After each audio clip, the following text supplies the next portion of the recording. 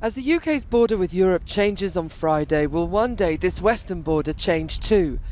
Today, Carlingford Lough is the divide between Northern and Southern Ireland.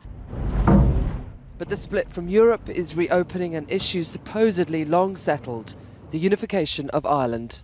We don't see it as a border here, it's just a stretch of water connecting Northern Ireland and Southern Ireland. The people from Northern Ireland go south and help their economy, and the Southerners come north and help our economy, and it seems to work well. Those travelling between Southern Greenore and Northern Greencastle think the two sides are closer than ever. I think we're on the brink of a united Ireland at times. That's the way I feel. How far away do you think it is? I would say it would be in my lifetime, I hope. I think it probably has brought it a little nearer to the table. You do? Why? Well, because we have been living as part of the EU, both areas, north and south, we've maybe felt a bit more connected and a bit more part of the one thing.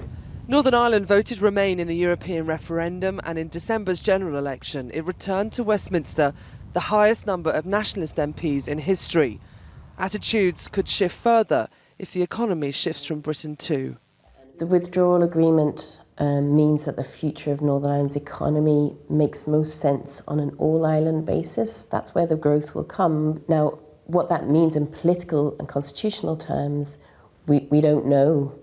I mean, if Brexit has negative economic effects on Britain, then maybe naturally Northern Ireland will begin to think in different ways about the benefits or otherwise of Irish unity. The Good Friday Agreement stipulates the Secretary of State for Northern Ireland must hold a border poll or referendum if they think support for a united Ireland likely. Back then, few thought it would ever be triggered, but now it's a question of when. There's a demographic called small N nationalists, small U unionists, who are fairly comfortable in the United Kingdom because their multiplicity of identities was protected by the European Union and the link with Britain, the link with Dublin and so on. Now they fear that identity is under threat, it's being challenged, and people who wouldn't have considered, if you'd asked them 5 years ago about a united Ireland, they would have gone, not now. They are willing to listen to the argument, and that is the big change. If it happens, and if Brexit has been a success, they suspect that Northern Ireland will stay with Great Britain. But if Brexit hasn't been a success, then an idea many thought was dead, a united Ireland, could become very real again. If Brexit works as well for Northern Ireland as Boris Johnson promises, then the rise in people contemplating a united Ireland could fall back just as quickly as it bubbled up. But if it isn't as billed, Brexit could be the thing that, after all these years, breaks Northern Ireland's bond with Britain.